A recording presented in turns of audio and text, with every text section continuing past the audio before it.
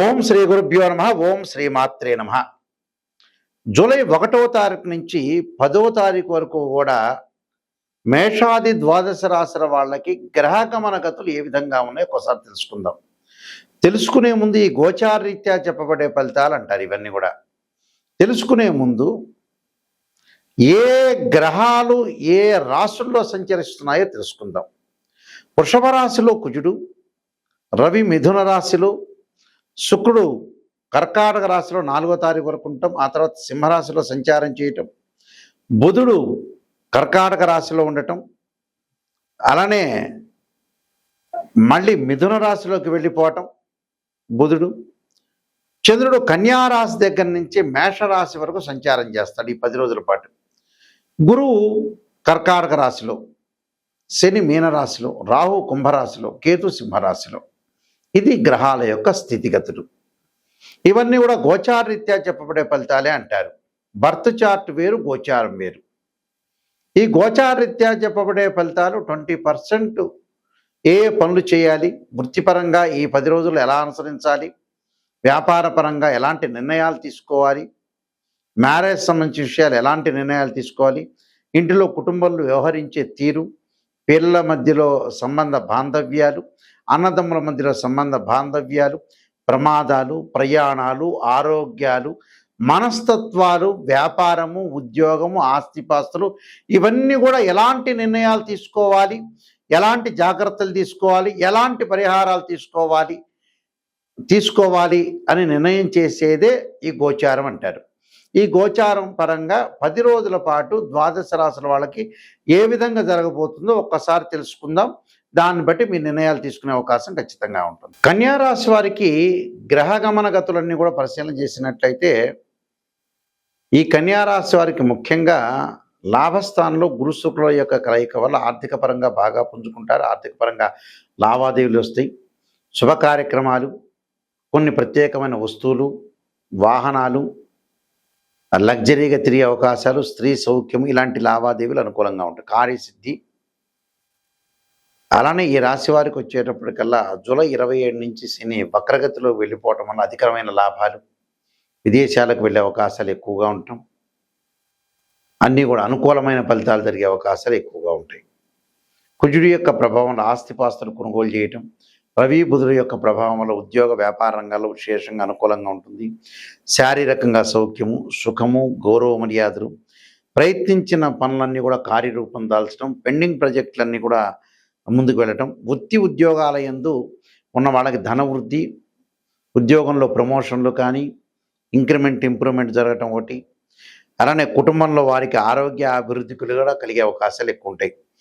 ఇక్కడ కుటుంబంలో వారికి కూడా ఆరోగ్య అభివృద్ధి కలిగే అవకాశాలు, అభివృద్ధి, ఉన్నత పదవులు, సాటి వారితోటి మేలు, కుటుంబంలో వారికి కూడా ఆర్థిక పరంగా అభివృద్ధి కలిగే అవకాశాలు ఎక్కువ ఉంటాయి. అన్ని పనులు కూడా అనుకూలంగా ఉండటం ఒకటి. ప్రయత్నించిన పనులన్నీ కూడా రూపం దాల్చడం, కార్యసిద్ధి, కుటుంబంలో శుభం జరిగే అవకాశాలు, మహనీయుల యొక్క కలయిక కూడా చాలా ఎక్కువగా ఉంటుంది.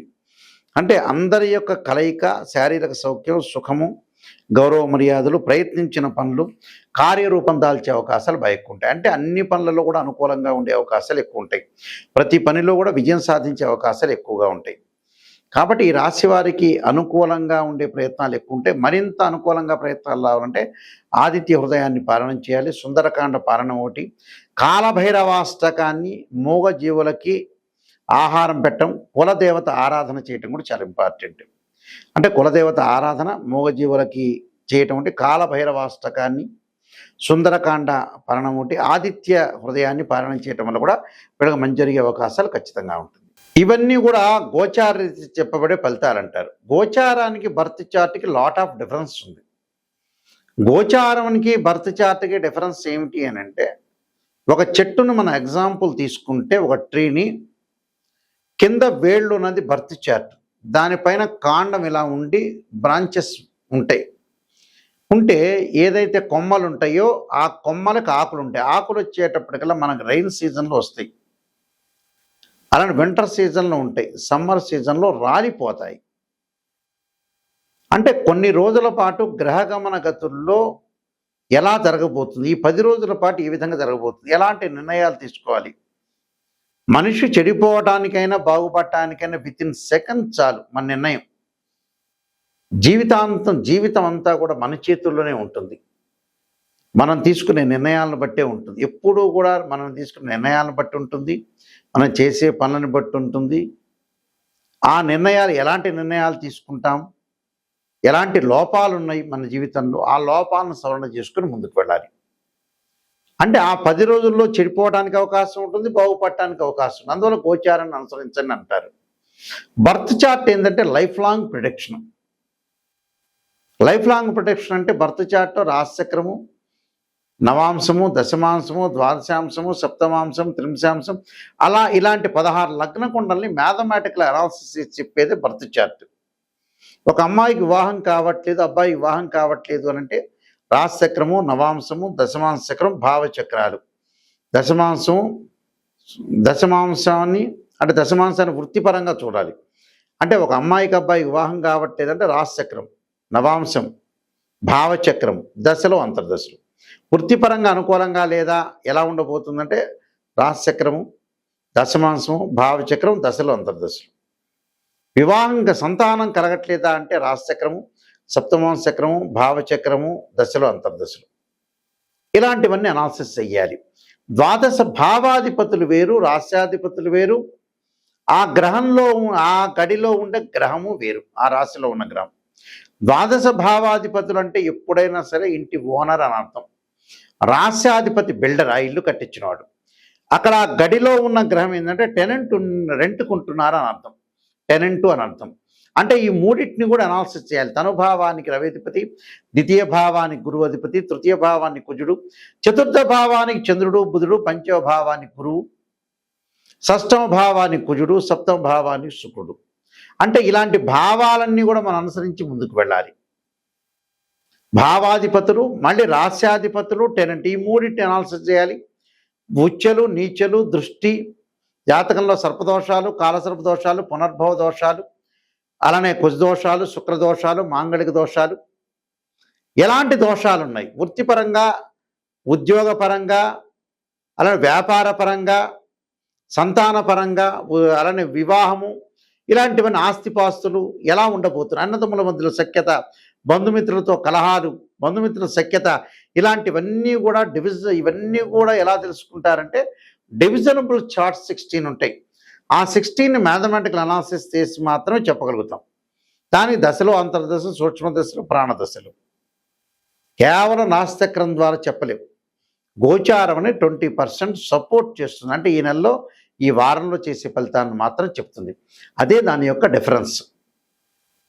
ఏదో జాతకం చెప్పామని ఈ ప్రజలు కూడా ఎలా ఉన్నారంటే, చాలామంది క్లయింట్స్ కూడా ఎలా ఉన్నారంటే, గురువు గారండి మమ్మల్ని పొగడండి, ఉత్సాహంగా పొగడండి, నిరుత్సాహం ఏమైపోయినా పర్వాలా, అంటే ఈ ముఖ్యమంత్రి తర్వాత ఇంకో ముఖ్యమంత్రి నువ్వే అవుతావంటే ఆడు హ్యాపీగా ఫీల్ అయ్యి వెళ్ళిపోతున్నారు. అలా కాదు. ఎక్కడైనా సరే గురువుల దగ్గరికి వచ్చేటప్పుడు నిజాన్ని తెలుసుకోండి. స్త్రీయ లోపం పెరుగుట పెద్ద విద్య, లోపం ఎరిగిన వాడే పూర్ణుడవుతాట.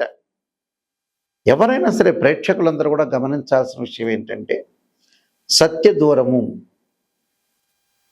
సత్యాన్ని తెలుసుకుంటేనే మనిషి బాగుపడతాడు. అసత్యంలో ఉంటే 80% మనిషి బాగుపడ్డు. సత్యాన్ని తెలుసుకున్నాం అనుకో, సవరణ చేసుకోవచ్చు. ఓ డాక్టర్ని మనం కన్సల్ట్ అవుతాం, షుగర్ ఉందని చెప్తాడు. ఇంకో డాక్టర్ దగ్గర షుగర్ ఉందని చెప్తారు. అది నిజాన్ని తెలుసుకొని ఆయన ఇచ్చిన ట్యాబ్లెట్, ఇంజెక్షన్ మనం పాటిస్తే తగ్గిపోతుంది. సింపుల్ అది. కానీ మనకి సత్యం అనేది చెవుల్లోకి ఎక్కట్ల చాలామంది కూడా. అది ఎందుకునో భగవంతుడి యొక్క సృష్టి. బాగా రీసెర్చ్ చేస్తే ఏంటంటే, ఎందుకని అంతమంది జనాలందరూ బాగుపడట్లేదని అనాలిసిస్ చేస్తే మాకు తెలిసింది ఏంటంటే, భగవంతుడు ఆ జ్ఞానాన్ని అందించట్ల. ఐఐటీలో ఎంటెక్ అందిస్తాడు, ఎంఎస్ అందిస్తాడు, ఎంబీబీఎస్ చేస్తాడు, ఎంసెట్లో ర్యాంక్ కొడతారు, ఐఐటీలో ర్యాంక్ వస్తుంది, ఆస్తిపాస్తు అన్నీ సంపాదిస్తారు. ప్రాపంచిక జ్ఞానంలో మనిషి టోటల్గా అట్టర్ ఫెయిల్ అయ్యాడు. అదే నిగూఢ రహస్యం. ఇది రామాయణంలో కానీ, భారతంలో కానీ, పంచకావ్యాల్లో కానీ, భగవద్గీతలో కానీ ఎక్కడా లేదు.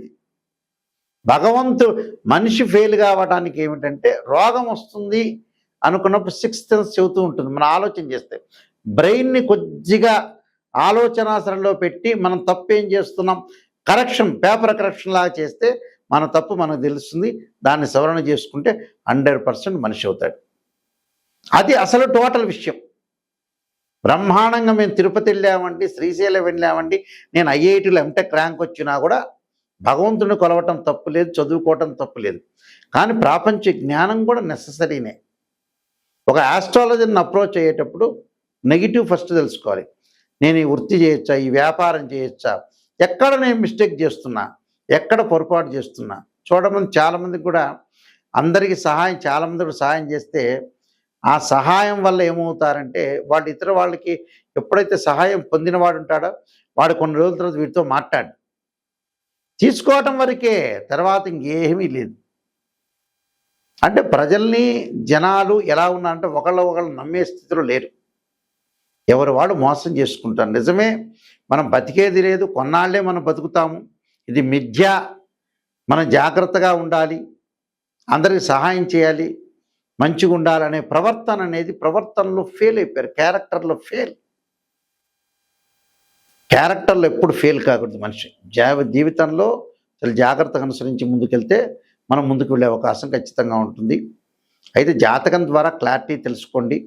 నేను కాలసర్పయోగ చంద్రిక, రాహుకేతులు, ఛాయాగ్రహాలు, పుత్రగణపతి వ్రతము, స్వప్నశాస్త్రము, సర్వదేవతా గోత్రపరులు పార్ట్ 1, పార్ట్ 2, జాతక చంద్రిక, వివాహ మార్తాండము, నవగ్రహ దోషాలన్నీ కూడా తొలగిపోవటానికి 12 మహావిద్యల యొక్క స్తోత్ర పాలనాలు, బృహత్ పరిహార Sindhu, production of astrology, transit results, ఇలాంటి నెంబర్ ఆఫ్ బుక్స్ రాశాను.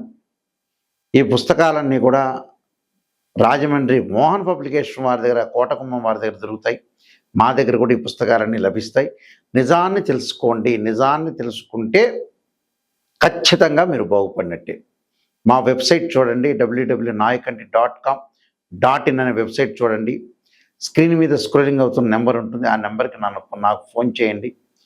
ఫోన్ చేసి మీరు ఏదైతే ఉంటాయో మీరు తెలుసుకోవాలనుకుంటున్నారో జాతకాన్ని నాకు ఫోన్ చేయండి. పర్సనల్గా నా దగ్గరికే వస్తుంది ఆ నెంబర్ అనేది. నిజాన్ని తెలుసుకొని మీరు ముందుకు వెళ్తే మంచి జరిగే అవకాశాలు ఖచ్చితంగా ఉంటాయి. నిజం అనేది చాలా ఇంపార్టెంట్. ఇందులో భగవంతుడి కంటే ఇంపార్టెంట్ ఏంటంటే నిజం, సత్యం తెలుసుకున్నవాడు, వాడి యొక్క లోపాలను సవరణ చేసుకునేవాడు 100% అతను బాగుపడినట్టే.